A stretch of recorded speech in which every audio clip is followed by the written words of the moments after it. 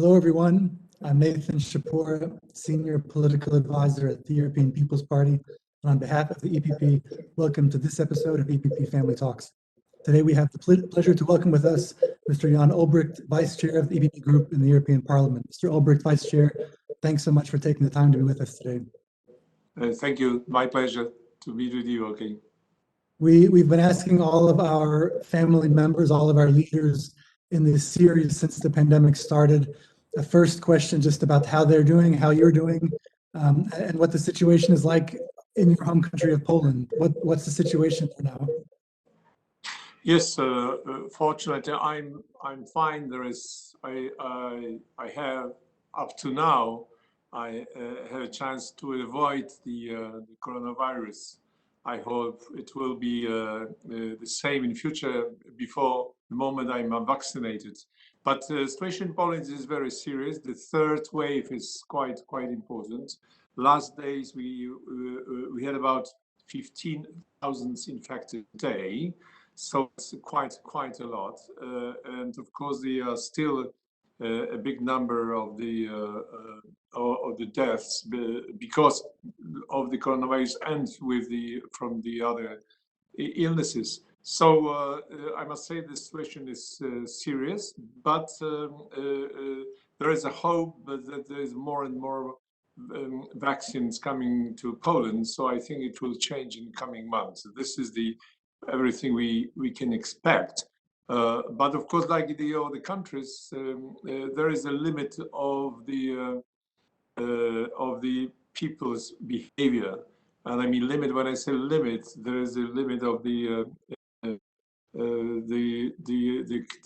acceptance for the conditions of living. And I think that the people are less and less patient. And that's why I think it's everywhere in Europe.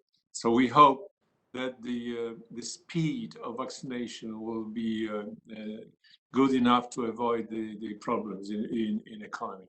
So one of the things, obviously, which you just mentioned, which is necessary now, is vaccinations. But as you mentioned, people are impatient also with the lockdowns and with the economic situation, as well as the health crisis.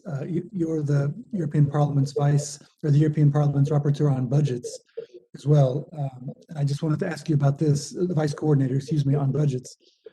When you look at the budget and how the recovery is going to be implemented, what are you most concerned by? What are you optimistic about? How should people be thinking about the European Parliament's work and the European Union's work in economic recovery in this next phase of getting out of the pandemic? Yes, this is quite complicated, because what we are facing is first the implementation of the normal budget for 7 years, which have been accepted, and I think this is something which is based on the planning as usual for 7 years, and we in this plan. Of course, that we have to take into account the actual situation in the economy, but we have to take into account the problem of the climate policy, I mean, Green Deal and the digital, which is so important now during the coronavirus. So this is something which is accepted. But let's not forget that there were several elements which were positive from the very beginning. Is like the first possibility to get money from, for example, the SURE program for limited time in companies. This is March 2020. Next, the activity of the what we call the CRE and CRE1. It's the possibility to make the cohesion policy and the funds more flexible. I mean, less control, less bureaucracy, and to use it immediately. And to change probably the goals of using the European money. This is last year, and next a real revolutionary change to create the new recovery fund, which is a special mid-term intervention, a very famous 750 billion to create the recovery fund. And this is very serious and very important. But let's not forget that this is not accepted yet. And I think this is very difficult because it requires the ratification of the own resources decision, which is very difficult to explain to our and to the citizens. What about the complexity of the whole problem? just to explain very, very clearly, is that to create the new fund, we need new money. Where is the money? So the money can be taken from the financial markets, like credit, but to take credit is necessary the guarantees, like everywhere. So the guarantees have been accepted by the governments, but it should be ratified. Because if not, there are no guarantees. If there are no guarantees, there is no credit. If there is no credit, there is no new fund. So we are, in fact, we are prepared to use a special amount of money for recovery, especially for economy, but it's not accepted, and we hope that it will happen before probably June this year, because we need this money urgently. So the people, the people living in our countries, they are also asking us, okay, what about the money? When the money comes, and sorry, we need the political decision of the member states. And next, we will have about 2.5 years to prepare everything, and the next 2 years to spend it. So we are prepared for using this a real big amount of money, 750 billion for Europe, which is important, should be added to the budget, because budget is more than 100 billion euro.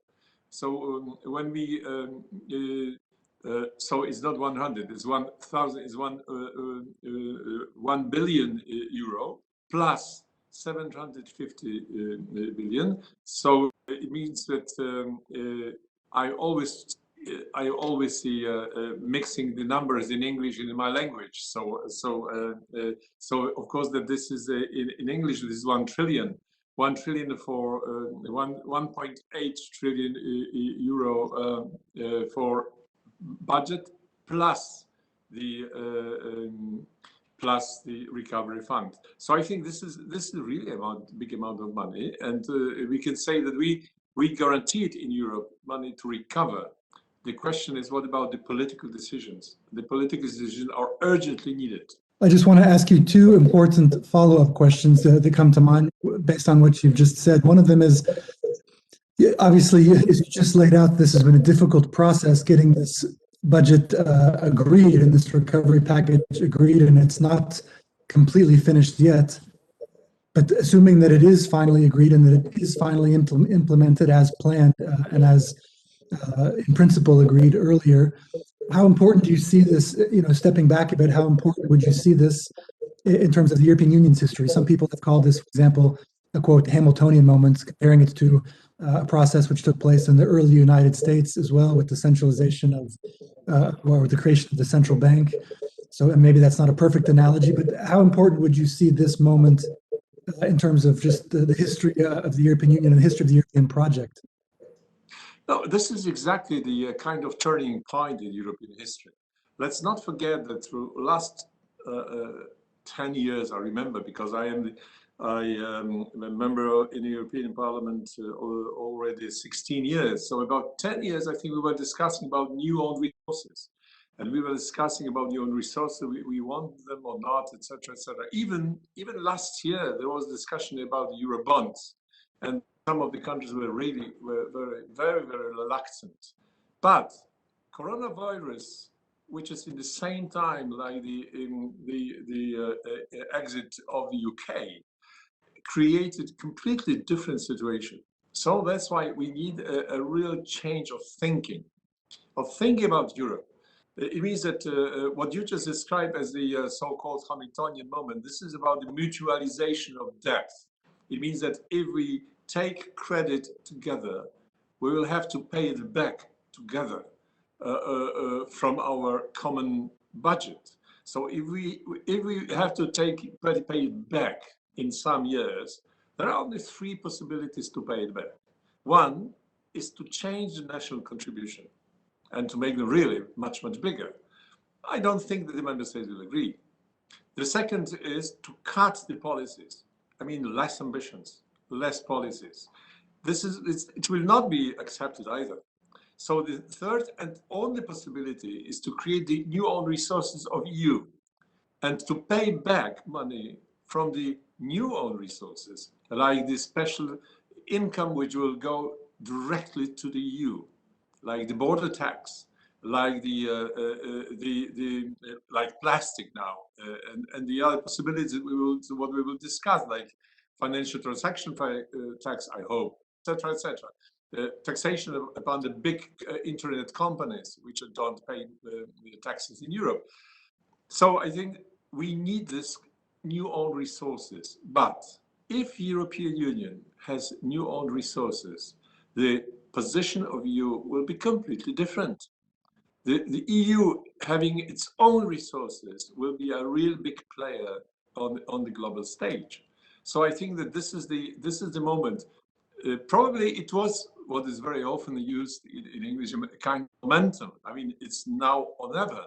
It means that we are in a very difficult situation because of Brexit and coronavirus. And this is the moment that we have to take the very difficult decision. And I think for our citizens, they have to understand this is not just about money, finding money in the financial market. No, it's to change EU. It's to change EU and to change it to make it stronger. Well, so that's why the anti-Europeans are not very satisfied. We shouldn't be surprised because they oppose, because they know that this is a real shift. It means that the European Union decided to be stronger. So I think that politically speaking, and this is the idea of EPP, we were always fighting for stronger Europe. We were always discussing how we can make it stronger.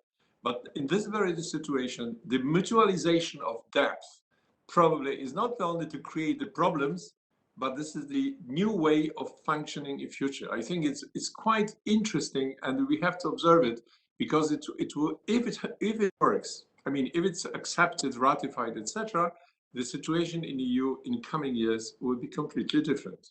The other thing I wanted to ask you, and it touches exactly on your point about momentum and building back stronger, is content of the next generation EU package, in particular the Recovery and Resilience Facility, which focuses on certain key themes, namely green transition, digital transition, so that when the recovery happens, it is indeed a stronger Europe, which emerges on the other side of it.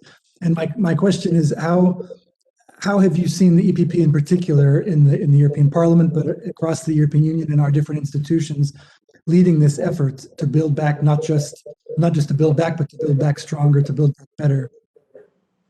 Yeah, it's very interesting because in fact, when you look at for example, the list of rapporteurs, this is something which is not very clear for the observers. But when you look at who was preparing the text, it's very often they were the people from EPP. It's like Siegfried Mureşan, for example, who is the person for RRF. This is José Manuel Fernandes, who is for all resources and InvestEU. By the way, it's me for the budget. I think we were playing a really important role, and we still play important as the EPP group, because it's not about the individuals. I mean, we are just representative of the group. So in fact, first we discuss it in the group, and next we translate it into the concrete facts. And what is important for us, especially when you speak about recovery and resilience, it's not the money to fulfill the gaps or the holes in the budget. This is the intervention, which is not only to recover, but it's the situation to reconstruct the economy. That's why I think when you look at the recovery and resilience and national recovery plan, there are three elements which are important. The member states, the governments, they have to prepare a real plan, a plan to recover, to change the economy, to introduce the reforms. So that's why we were fighting to have the semester used as a tool. So that's why Siegfried Mureşan, as rapporteur, was fighting for the very important role of the parliament, that we would like to take care of it, to observe it really works. So first, recovery is to make the transformation, to make the change, to make the reform. Like, for example, the energy, which I mean, the energy production should be changed. I mean, there should be a kind of a transition to another situation. So this is one. And of course, the Green Deal, which is something which has been accepted before the coronavirus, and the digital agenda, which unexpectedly became really something which is urgently needed. Now we need absolutely the digital agenda for education, for economy, for example, for the health, because if not, we will not manage. So I think that's why recovery and resilience, which is the midterm, very urgent and very special, and which is not money as usual. So I think this is something which is added, and we as EPP, we were fighting to make it not as an additional money, but we were fighting as the EPP group as the instruments to change, an instrument to make the progress, to make the economy after the coronavirus different than it was before.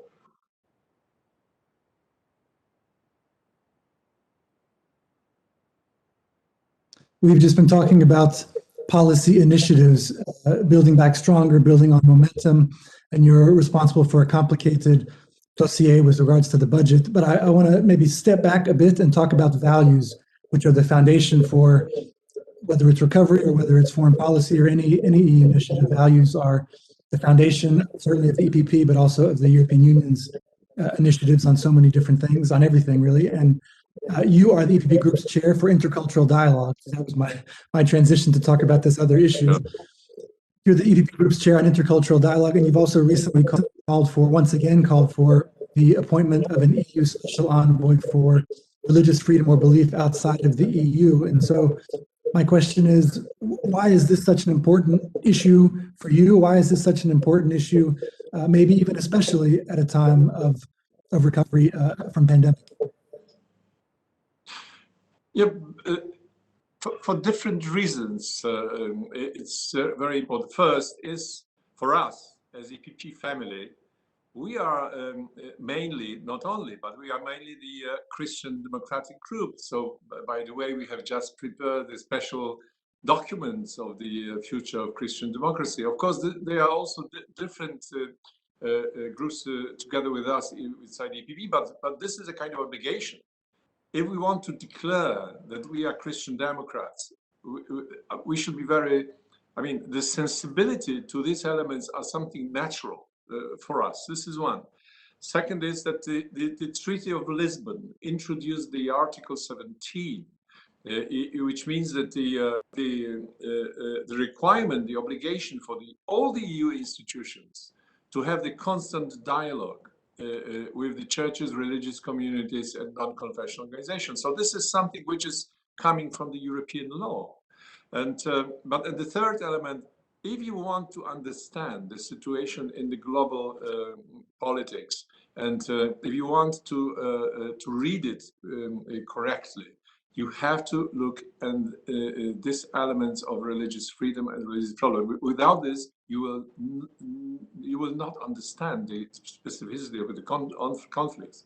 So I think that's why our obligation as a Christian Democratic Group is to continue the interreligious dialogue. By the way, you have to explain, interreligious means not the dialogue between the churches.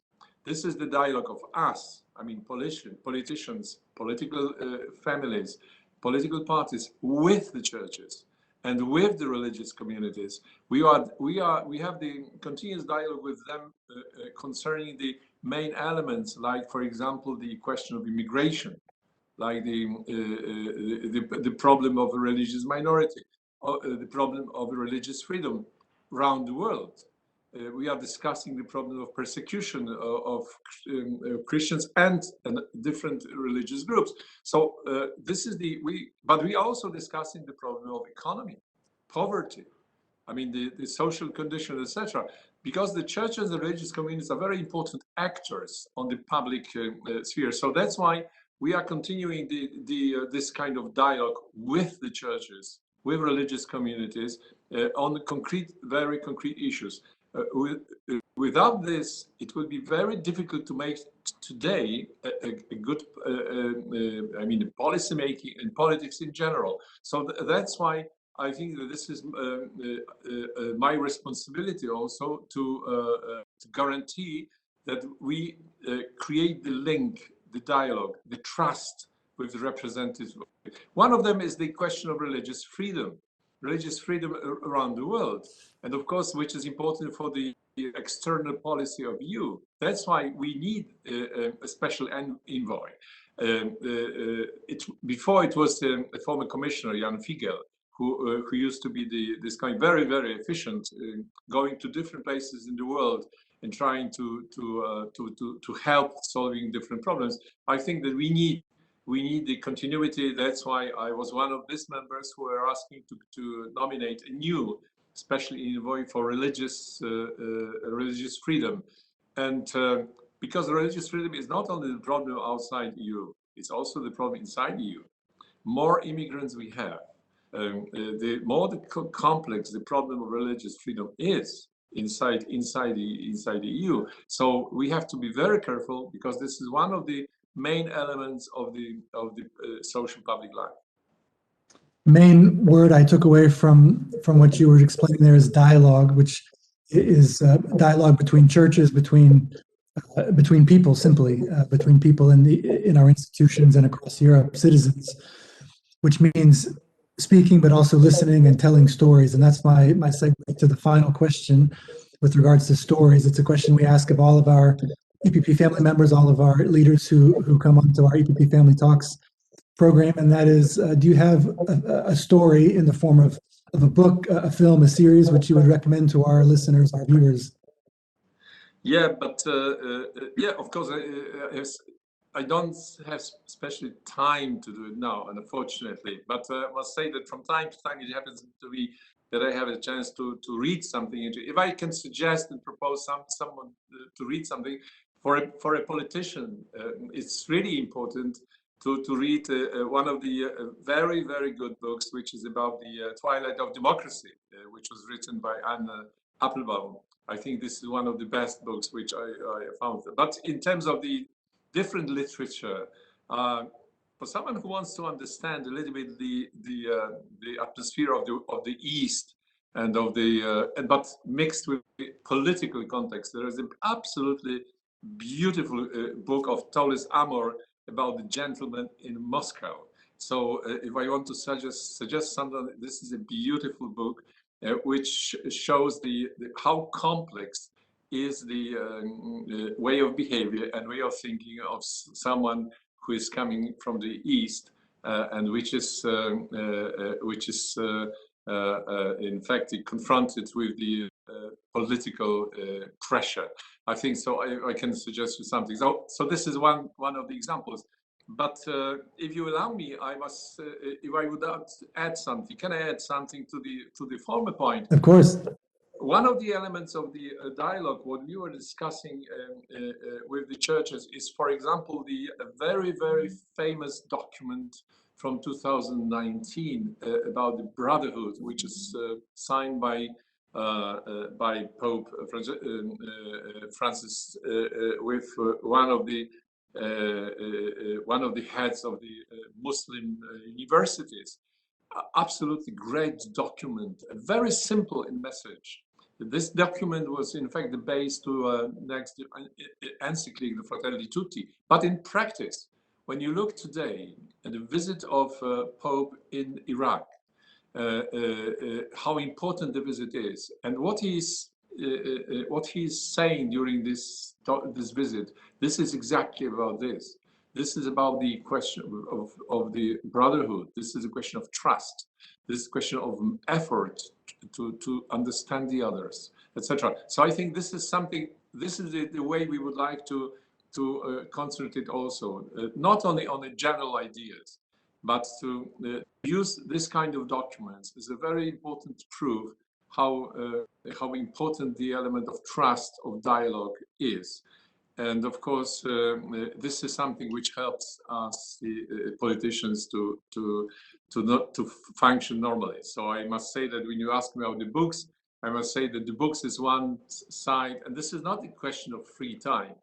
The question is what makes us richer, and what makes us more open to the world and to understand everything better. I think that's a perfect way to bring together those two themes you were talking about. How do we learn empathy? How do we cultivate empathy? Maybe probably the best way is through stories, through telling stories, reading stories, better understanding them, so we better understand others' stories as well as the stories of our own lives. So thank you so much for those recommendations. I think, in particular, in the way you described the beautiful book by Mr. Amor, I think it is. Yes, Beauty is one of those yes. things we can never. Dora, okay. Beauty is one of those things like you know, like fun. Maybe we can never have too much of, as the expression goes. But thanks so much for your recommendations. Thanks for your work on the budget, the difficult but vital work of the budget, and also on this vitally important work as well of intercultural dialogue. Mr. Jan Olbrycht, Vice Chair of the European People's Party in the European Parliament, on behalf of the EPP, thanks so much for all the work you're doing. To all of our viewers, thanks for tuning in, and we hope to join us again next time for our next episode of EPP Family Talks. Until then, have a great day. Thank you. Thank you. Have a good day. Thank you very much.